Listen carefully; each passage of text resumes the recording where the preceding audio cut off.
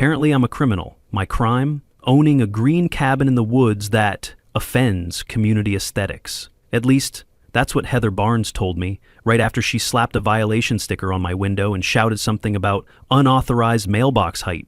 I asked who she was. She said, HOA president. I said, I'm not in an HOA. She said, we'll see about that. She handed me a bill for $2,800 and told me to leave my own land in 72 hours. I laughed. She didn't. My cabin's been here since 1985. I've been here 3 peaceful years. Now, I'm apparently ruining the neighborhood vibe. And for the squirrels, ever had someone invent laws just to mess with you? Drop your craziest HOA moment in the comments. I need backup. It felt like I'd stepped into a nightmare, where neighbors turned into enforcers and property rights were just rumors. Heather had apparently gathered a small crowd of neighbors who stood behind her, some looking uncomfortable, others nodding along as she read from her clipboard. She was maybe 29 or 30, with her hair pulled back in a tight bun and square glasses that she kept adjusting as she spoke. Her black and white business vest looked like something from a discount store, but she wore it like armor. Sir, this structure, she said, pointing at my cabin with her pen, violates our community aesthetic standards, environmental protection guidelines, and noise ordinances. I tried to explain that I wasn't part of any homeowners association, that my family had owned this land since 1985, but she just talked over me. You're within our jurisdiction, Heather continued, her voice getting louder so the neighbors could hear every word. This eyesore affects property values for everyone in Pine Valley Estates. She pulled out a bright red sticker from her clipboard and slapped it right onto my front window. The sticker read, "Violation Notice," in bold letters, with a date stamp and her signature. Several neighbors started taking pictures with their phones, and I could feel my face burning with embarrassment. I had lived peacefully on this property for 3 years, since inheriting it from my father, working remotely as a software engineer, bothering absolutely nobody. Now I was being treated like some kind of criminal in front of people I'd only waved to in passing. What made it worse was how organized this whole thing seemed. Heather had official-looking paperwork, a measuring tape, and even a camera with a long lens. She measured the distance from my cabin to the property line, took photos from multiple angles, and made notes on what looked like a pre-printed inspection form. You have 72 hours to evacuate these premises, she announced, loud enough for the whole crowd to hear. After that, we'll be forced to pursue legal remedies. The way she said legal remedies made it sound like she'd done this before. Some of the neighbors looked sympathetic, but most just stared at me like I was disrupting their perfect little community. I stood there holding my newspaper, still in my morning clothes, trying to make sense of what was happening. My cabin wasn't exactly a mansion, but it was well maintained, painted a nice forest green that blended with the surrounding trees, and sat on a beautiful piece of land overlooking the lake. My father had built it as a weekend retreat back in the 1980s, and I'd moved here full-time after he passed away 3 years ago. The idea that someone could just show up and demand I leave was absurd, but Heather seemed deadly serious about her authority. She handed me a thick stack of papers and said, "This documentation outlines all violations and associated penalties. Payment is due within 10 business days." As the crowd began to disperse, I noticed one older gentleman lingering near the edge of my property. He caught my eye and gave me a slight nod, then walked away without saying anything. Something about his expression told me he'd seen this before. Heather packed up her clipboard and measuring tape with military precision, then walked back toward the new development with her chin held high. I was left standing there with a stack of papers, a violation sticker on my window, and a growing feeling that this was just the beginning of something much bigger. The morning sun was shining on the lake, birds were singing in the trees, and yet everything felt different now. My peaceful sanctuary had become a battleground. I went back inside and spread the papers across my kitchen table. The violations ranged from non-compliant exterior paint color to unauthorized waterfront access to failure to maintain HOA-approved landscaping. Each violation had an associated fine, and the total came to exactly $2,800. What struck me most was how detailed everything was, as if someone had been watching my property for weeks, documenting every possible infraction. At the bottom of the last page, there was a note in Heather's handwriting that made my blood run cold. Final notice. Compliance required or legal action will be pursued to the fullest extent of the law. But when I picked up that stack of papers to read through them more carefully, I noticed something that Heather clearly didn't know about. Something that was about to change this entire game in ways she couldn't possibly imagine. Chapter 2. Psychological Warfare and the Watch Committee. The next morning, I woke up to the sound of voices outside my cabin. When I looked out the window, I saw two women sitting in folding chairs under a beach umbrella, positioned directly in front of my driveway. They had clipboards, cameras, and what looked like a cooler full of snacks. One of them, a blonde woman in her 40s, was writing in a notebook, while the other, a brunette with a sun visor, was taking pictures of my cabin with a telephoto lens. I recognized them from the crowd yesterday, but now they were set up like some kind of surveillance operation. When I stepped outside to get my mail, the blonde one called out, "Good morning! I'm Linda Watson, and this is Carol Jenkins. We're part of the new HOA Watch Committee here to document any ongoing violations." They had a whole system worked out. Linda would write down everything I did with timestamps, while Carol took photos. 7:23 a.m. Subject waters plants using non-hog approved containers, Linda announced loudly enough for me to hear.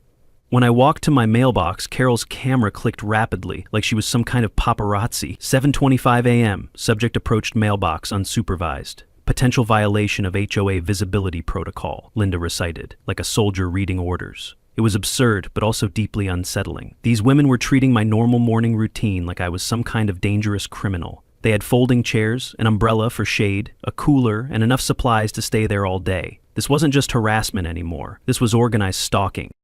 Around noon, I decided to drive into town for groceries, and they documented that too. 12:15 p.m., subject operates motor vehicle, possibly without proper registration verification, Linda wrote down. When I returned an hour later, they were still there, and they'd been joined by a third person, a man with a tablet who was apparently live streaming the whole thing. I could hear him talking to his audience about protecting our community from an illegal squatter who refuses to follow the rules. He was describing my cabin as an environmental hazard and claiming I was dumping waste into the pristine lake that our children swim in. None of it was true, but he was presenting it like established fact to whoever was watching his stream. That evening, I got a phone call from someone claiming to be an environmental inspector. "Sir, we've received reports of potential water contamination originating from your property," the voice said. "We'll need to schedule an inspection as soon as possible." Something about the call felt off. The person didn't have proper credentials when I asked, and they seemed to know an awful lot about my specific situation. When I pressed for details about which agency they represented, they hung up. I was starting to realize that Heather wasn't just some overzealous HOA president. She was running a systematic campaign to make my life miserable, and she had recruited help. Later that night, I was walking around my property when I noticed something that made my skin crawl. There was a small camera mounted in a tree across from my cabin, positioned to record my front door and windows. The camera was well hidden among the branches, but once I spotted it, I could see the small red light indicating it was recording. I climbed up and removed it, and when I checked the memory card, I found hours of footage of my daily activity. Someone had been watching me, documenting when I woke up, when I left, when I came home, and who visited me. The level of invasion was staggering, and it made me realize this wasn't just about HOA violations anymore. This was about surveillance and intimidation. The next morning brought a surprise visitor. The older gentleman I'd noticed at the edge of my property during the first confrontation knocked on my door. "Name's Tom Bradley," he said quietly. "I used to live in Pine Valley Estates until last year. Mind if I come in? I think you need to hear what happened to me." Tom was maybe 67, with gray hair and tired eyes that had seen too much. He told me how Heather had targeted him with the same tactics she was using on me. She claimed my garden shed violated some regulation, then escalated to saying my property was a fire hazard, he explained. The harassment went on for months. She threatened me with $50,000 in fines, and I got so scared and stressed that I just sold my house and moved away. Tom's story was eerily similar to what I was experiencing, but his situation had ended differently. "She bought my house through a shell company for way below market value," he said. "I found out later she'd done the same thing to 3 other families in the past 2 years. She creates these crises, makes people's lives hell, then swoops in with a solution that benefits her." He pulled out a folder of documents that showed the pattern. Heather would target property owners, escalate harassment until they couldn't take it anymore, then either buy their property directly or facilitate sales to developers. "Your place is different though," Tom said. "Your land is bigger, more valuable. She wants it bad, but she's going to have to work harder to get it." As Tom left, he handed me a business card for Sarah Mitchell, a real estate attorney who had helped him understand what was happening, though too late to save his house. "Call her," he said, "and whatever you do, document everything, record every conversation, save every paper, take photos of everything they do. You're going to need evidence because this is just getting started. That night, I set up my own cameras around the property and started keeping a detailed log of every interaction with Heather and her watch committee. If this was going to be a war of documentation, I was going to make sure I had better records than they did. But when I checked my security footage the next morning, I discovered that removing that hidden camera had triggered something much more serious than I'd anticipated. Chapter 3: The Shock from Law Enforcement. The police arrived at 8:30 a.m. with lights flashing, and my heart sank when I saw Officer Rodriguez step out of his patrol car with a serious expression. Heather was already there, of course, standing by the red sign she'd planted in my yard, clipboard in hand and looking like she'd been waiting for this moment. "Sir, I need to speak with you about some reports we've received," Officer Rodriguez said as he approached my door. "We have allegations that you're living illegally on private community land and that you've been threatening HOA members." Before I could respond, Heather jumped in with her side of the story. "Officer, he's been increasingly hostile since we informed him of the violations. Yesterday, he destroyed community property by removing our security equipment." I tried to explain that the camera was pointed at my private residence, but Officer Rodriguez held up his hand. "Sir, unless you can show legal proof of ownership right now, we may need to escalate this further," he said, voice clipped, not asking, warning. "According to Mrs. Barnes, this entire area is part of the Pine Valley Estates community, and you're not listed as a resident." The way he said it made it clear that Heather had already briefed him before arriving. She stood there with a satisfied smile, occasionally adding comments like, "He's been very aggressive," and "We're concerned about community safety." I felt like I was guilty until proven innocent, scrambling to find my property deed while a police officer watched me with suspicion. Finding the documentation took several minutes because I kept my important papers in a filing cabinet and my hands were shaking from the stress of the situation. Heather used the time to provide more context to Officer Rodriguez. "He's been acting erratically, taking pictures of our members, following our children," she said in a concerned tone. None of it was true, but she delivered each lie with such conviction that I could see the officer taking notes. When I finally found my deed and survey report, I handed them over with relief, expecting the situation to be resolved immediately. Officer Rodriguez studied the documents carefully, then looked at his notes, then looked at Heather. "Ma'am, according to these documents, this gentleman owns this property going back to 1985, he said slowly, "and according to this survey, you're currently standing on his land." Heather's confident expression flickered for just a moment, but she recovered quickly. "Officer, those documents might be outdated. Property law is complex, and there have been significant changes to this area in recent years." She pulled out her own folder of papers and started talking about community development rights and environmental easements and other terms that sounded official but didn't make much sense in context. I could see her trying to muddy the waters, to make the situation seem more complicated than it was. The officer spent another 10 minutes reviewing both sets of documents while Heather continued to interject with concerns about community safety and environmental violations. She mentioned that I'd been destroying evidence by removing the camera and suggested that my behavior was escalating in a concerning direction. I felt helpless standing there while she painted me as some kind of threat, but Officer Rodriguez was professional and thorough. Finally, he handed my documents back and turned to Heather. "Ma'am, I need you to step back onto the public road. This is private property and you're trespassing." But Heather wasn't done fighting. "Officer, even if he technically owns this specific plot, there are still community standards that need to be maintained. His structure violates multiple environmental regulations and we have a responsibility to protect property values for all residents." She was grasping at straws now, but she delivered her arguments with the same authoritative tone that had worked so well yesterday. Officer Rodriguez listened politely, then explained that HOA violations were a civil matter, not a criminal one, and that she needed to pursue those issues through proper legal channels rather than calling the police. As we talked, I mentioned something my father had told me years ago. My dad always said, "Don't ever sell that piece of land by the lake, son. That's the key to this whole area." Officer Rodriguez looked up from his notes with interest. What did he mean by that? I wasn't entirely sure myself, but I remembered my father pointing out various property markers and talking about how our land connected to other parcels in ways that were important. At the time, I'd thought he was just being sentimental about the family property, but now I was starting to wonder if there was more to it. After Officer Rodriguez left, Heather lingered by the road, talking quietly on her phone. I couldn't hear what she was saying, but her body language suggested she was getting instructions from someone.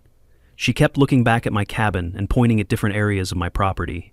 When she finally walked away, she called back over her shoulder. "This isn't over. You have no idea who you're dealing with. The threat was clear, but what worried me more was the organized way she'd handled the police interaction. She'd had talking points ready, documents prepared, and a whole narrative constructed. This wasn't amateur hour anymore. That night I decided to upgrade my security system and found something that chilled me to the bone. When I was installing a new microphone near the edge of my property, I picked up a conversation between Heather and her husband Richard. Phase 2, she was saying. If the police route didn't work, we moved to the legal pressure campaign. Are you ready with what we discussed?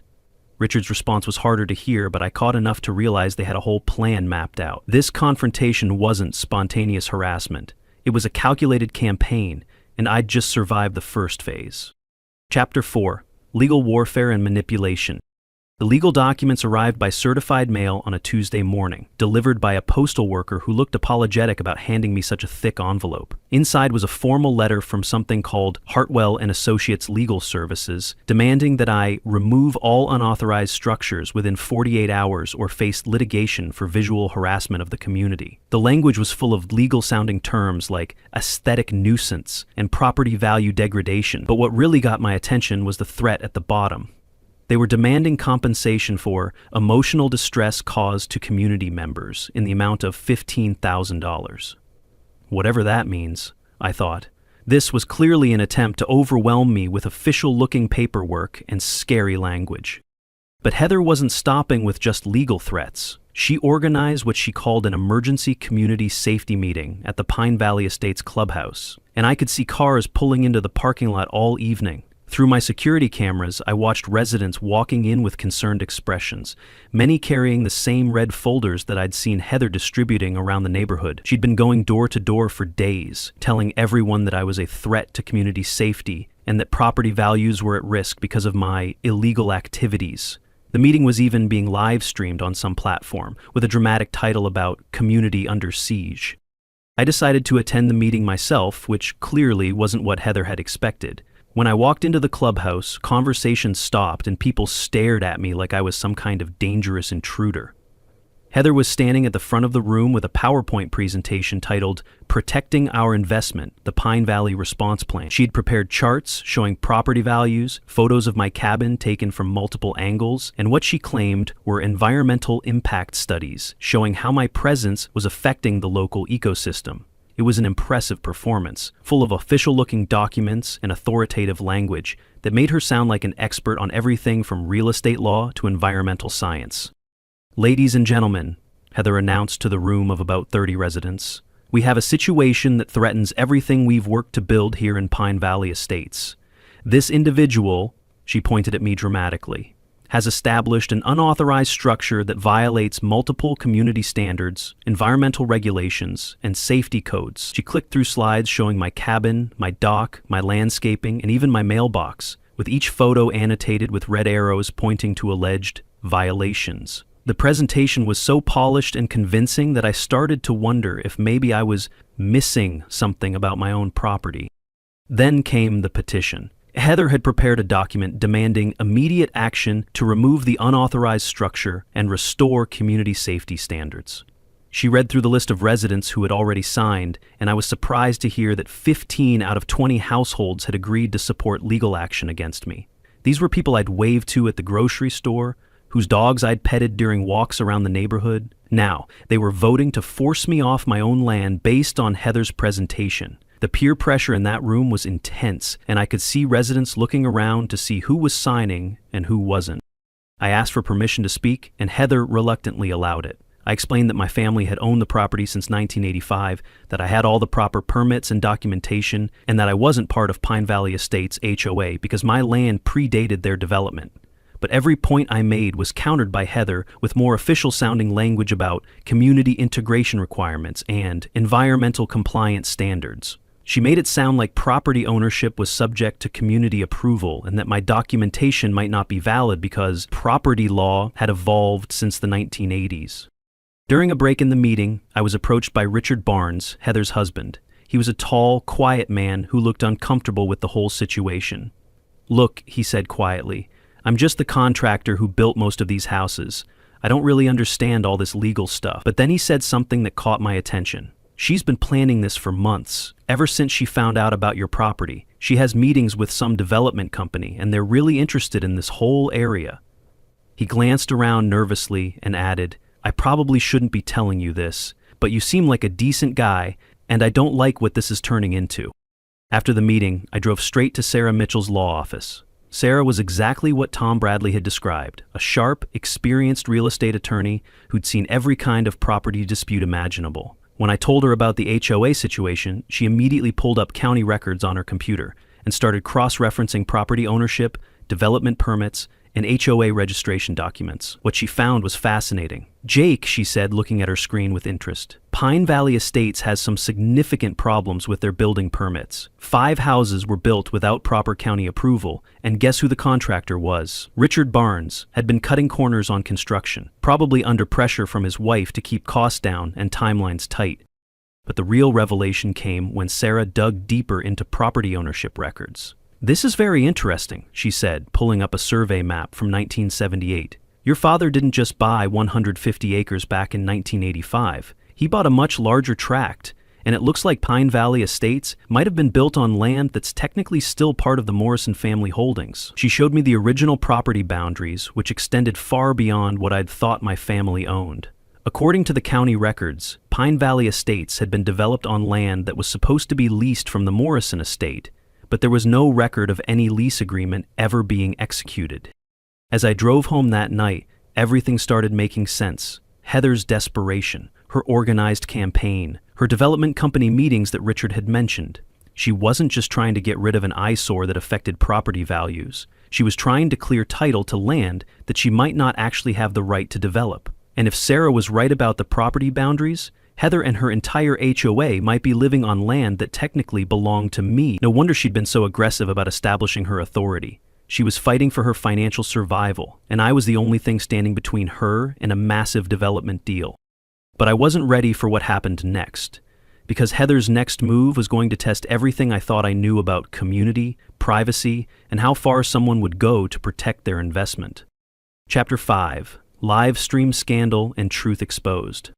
Thursday morning brought a new level of crazy that I wasn't prepared for. I was having my coffee when I heard voices outside, and when I looked out the window, I saw Heather setting up what looked like a professional video streaming setup on the public road facing my cabin. She had a camera on a tripod, professional lighting equipment, and a banner that read, "Environmental Crisis Protecting Our Lake." Linda Watson and Carol Jenkins were there too, along with several other residents I recognized from the community meeting.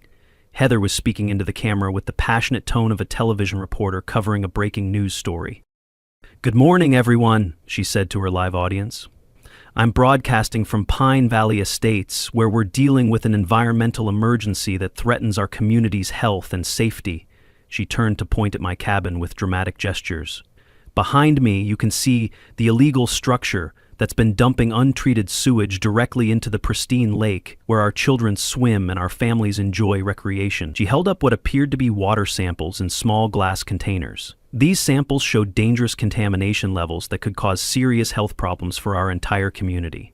Everything she was saying was completely false, but she delivered it with such conviction that I could see people in her audience beginning to get upset. The comments on her live stream were getting increasingly angry, with viewers calling for immediate action and demanding to know why authorities weren't doing more to stop me. Heather had clearly been building this narrative for days, probably weeks, getting her audience invested in the story before bringing them to the dramatic conclusion. She showed photos of dead fish that she claimed came from the lake near my property, though I was pretty sure those photos were pulled from some environmental disaster website. This is what happens when one selfish individual puts their convenience above community welfare, she said, her voice rising with emotion. "We cannot allow this environmental terrorism to continue." I decided to fight fire with fire and started my own live stream from inside my cabin. I showed my viewers the professional septic system that had been installed and inspected according to all county requirements, the environmental impact studies that my father had commissioned when building the cabin, and the clear, clean water around my dock. What you're watching is theater. Scripted lies, performed by a woman desperate to protect her fake empire. Let me show you the truth. I have all the proper permits, all the required inspections, and this property has never had any environmental violations. I could see my viewer count growing as word spread that there were 2 competing versions of the same story being broadcast simultaneously. The dual live streams created an interesting dynamic, with viewers switching back and forth between the two broadcasts and fact-checking our claims in real time. Heather's audience started asking hard questions about her evidence, especially when they noticed that her water samples looked suspiciously like tap water with food coloring added. My audience, meanwhile, was getting increasingly angry about what they saw as a coordinated harassment campaign against someone who was clearly being targeted unfairly. The comment sections became battlegrounds, with supporters of each side arguing about property rights, environmental protection, and community standards. And Heather's response to losing control of the narrative was to escalate even further. She started going door to door in Pine Valley Estates with a new message. If we don't stop this now, property values will crash and everyone's investment will be destroyed. She was playing on people's financial fears, suggesting that my presence would make their homes worthless and that they needed to take immediate community action to protect their family's future. Some residents who had seemed sympathetic to me at the community meeting were now signing new petitions and joining her campaign. The fear of losing their financial investment was stronger than any concern about fairness or property rights. That afternoon, things got personal in a way that crossed every line of privacy and decency. Residents throughout Pine Valley Estates found flyers in their mailboxes with my photo, my license plate number, and a timeline of what Heather called my suspicious activities. The flyer was titled, "Warning, Dangerous Individual Living Illegally Among Us," and listed everything from my daily schedule to the times when I received mail delivery. Someone had been documenting my life in incredible detail, and now that information was being distributed to everyone in the neighborhood like I was some kind of wanted criminal. The flyers included accusations that went far beyond property violations. According to Heather's documentation, I was conducting illegal business activities, storing hazardous materials, and threatening community members who tried to enforce reasonable standards. Each accusation was accompanied by photos taken with telephoto lenses and timestamps showing when the alleged violations occurred. The level of surveillance and documentation was staggering, and it made me realize that the Watch Committee had been much more organized and invasive than I'd understood. They'd been building a case against me for weeks, documenting everything I did and twisting innocent activities into evidence of wrongdoing. That evening, I found one of the flyers taped to elderly Mrs. Patterson's front door. She was maybe 75 years old, lived alone, and had always been friendly when we'd encountered each other at the grocery store. Now she was being told that I was a dangerous individual who posed a threat to community safety. The thought of her being scared of me, of having to worry about a neighbor she'd known for years, made me angrier than anything else Heather had done. This wasn't just about property disputes anymore. This was about destroying relationships and poisoning a community with fear and suspicion. I called Sarah Mitchell that night and told her about the flyers and the surveillance campaign. "Jake," she said, "this has moved beyond civil harassment into potentially criminal territory. What you're describing sounds like stalking, invasion of privacy, and possibly defamation. It's time to stop playing defense and start taking aggressive legal action." She was right, of course. I'd been trying to be reasonable, trying to prove that I belonged in the community and that I wasn't a threat to anyone. But Heather had shown that she wasn't interested in reasonable solutions. She was interested in total victory, and she was willing to destroy me personally to get it. The next morning, I woke up with a new sense of purpose. I was done being the victim in this situation. It was time to show Heather Barnes what happened when you picked a fight with someone who had the resources, the legal knowledge, and most importantly, the truth on their side. Chapter 6. The Systematic Counterattack. Monday morning marked the beginning of my own campaign, and I started with a coordinated legal assault that would make Heather's harassment look like child's play. Sarah Mitchell had spent the weekend preparing a comprehensive strategy that would hit Pine Valley Estates from multiple directions simultaneously. We filed formal complaints with the county about all the unpermitted construction work Richard Barnes had done, reported Heather's surveillance and harassment campaign to the Sheriff's Department, and submitted a detailed report to the State Environmental Agency about false claims being made regarding lake contamination. Each complaint was backed by hours of video evidence, audio recordings, and documentation that I'd been gathering for weeks.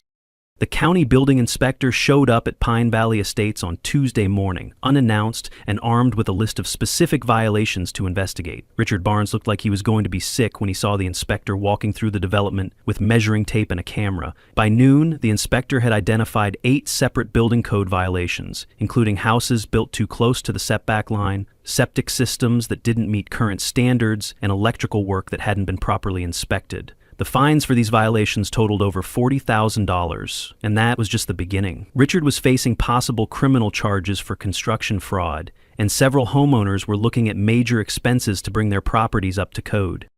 Meanwhile, I was working on the community relations front, using the same door-to-door approach that Heather had used against me, but instead of spreading fear and misinformation, I was sharing facts and documentation. I showed residents the property survey that proved my legal ownership, the environmental reports that demonstrated my cabin's minimal impact, and, most importantly, the evidence of Heather's systematic harassment campaign. Some neighbors, once silent behind closed doors, began whispering doubts, then speaking aloud. The turning point came when I shared Richard Barnes' confession with several key residents. He'd provided me with internal HOA documents showing how Heather had been misusing community funds to pay for her legal campaign against me, including the private investigators who'd been conducting surveillance on my property. The HOA budget was supposed to be used for community maintenance and improvements, not for personal vendettas. When residents realized their money had been funding Heather's harassment campaign, they were furious. A petition to remove her as HOA president started circulating, and it gathered signatures much faster than any of her anti-Jake petitions had. The environmental agency investigation was perhaps the most satisfying part of my counterattack. When their inspectors arrived to investigate Heather's claims about lake contamination, they found exactly what I knew they would find: crystal clear water, healthy fish populations, and absolutely no evidence of any environmental problems originating from my property. But they also found something else that Heather hadn't expected them to look for. Several houses in Pine Valley Estates had septic systems that were leaching into groundwater, and 2 properties had illegal lawn chemical runoff that was actually affecting the lake's water quality. The real environmental threats were coming from inside Pine Valley Estates, not from my property. By Thursday, the local newspaper had picked up the story, running a front-page article titled, "HOA President Under Investigation for Harassment Campaign." The article detailed the building code violations, the misuse of community funds, and the false environmental claims that Heather had been making. They interviewed several residents who described feeling pressured to sign petitions and participate in surveillance activities they weren't comfortable with. The article also mentioned the potential property ownership issues that Sarah Mitchell had discovered, suggesting that Pine Valley Estates itself might have been built on improperly acquired land. Richard Barnes finally broke under the pressure and came to my cabin on Friday evening, looking defeated and exhausted. "I can't do this anymore," he said.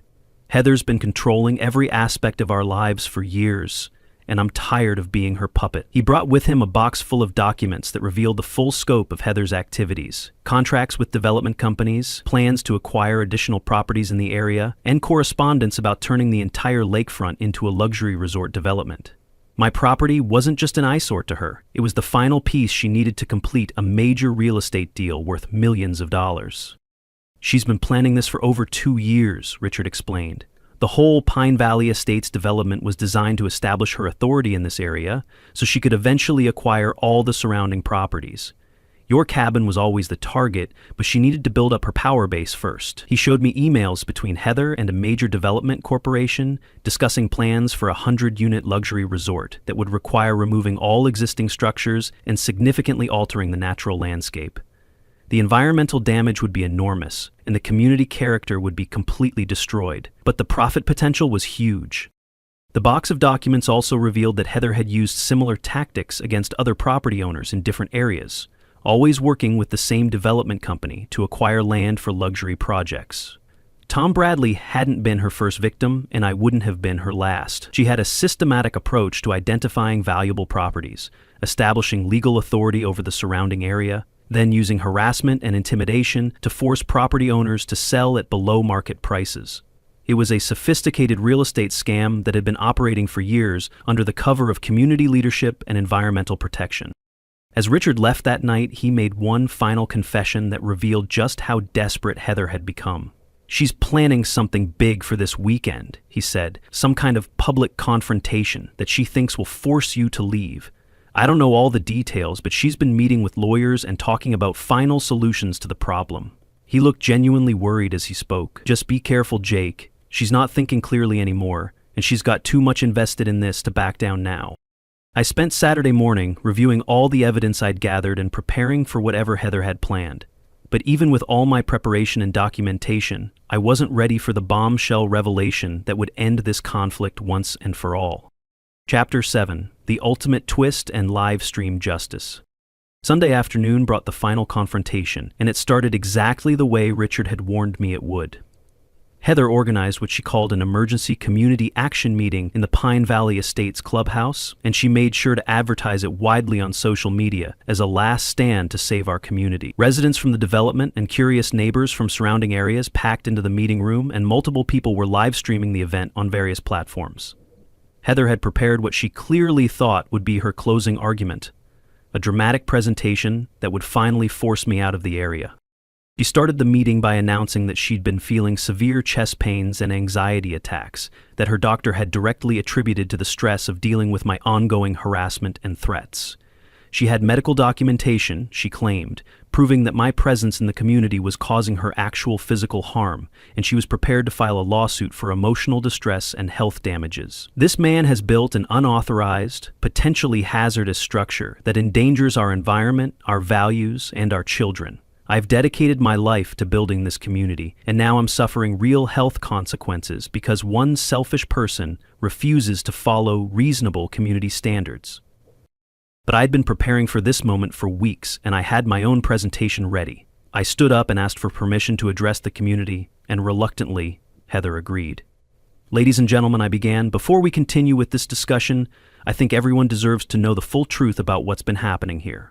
I connected my laptop to the projector and began showing the audience the hours of audio and video recordings I'd been collecting. They heard Heather planning her harassment campaign, they saw the illegal surveillance equipment, and they witnessed the systematic intimidation tactics that had been used against me and other community members.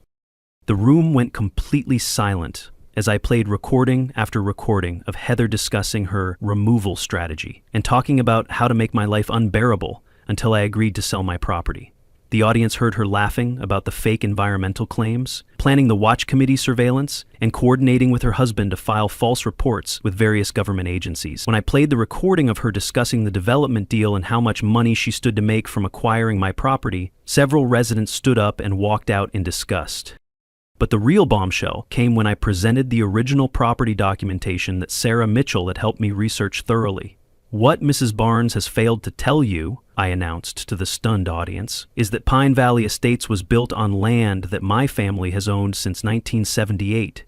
I displayed the original deed and survey maps showing that my father hadn't purchased 150 acres in 1985. He'd purchased 300 acres in 1978, and Pine Valley Estates had been developed on a portion of that land under a lease agreement that had never been properly executed or paid for. The legal documentation was irrefutable. Pine Valley Estates had been built on Morrison family land, and the residents had been paying HOA fees and property taxes on land they didn't actually own. Heather had known this from the beginning, which explained her desperate attempts to establish authority over my property and her willingness to use such extreme tactics. She wasn't just trying to eliminate an eyesore, she was trying to cover up a massive real estate fraud that could have resulted in criminal charges and financial ruin for everyone involved. As I explained the property ownership situation, county sheriff's officers entered the meeting room. Sarah Mitchell had coordinated their arrival to coincide with my presentation, ensuring that everything would be documented and witnessed by the community. Officer Rodriguez, who I recognized from our previous encounters, approached Heather with official paperwork.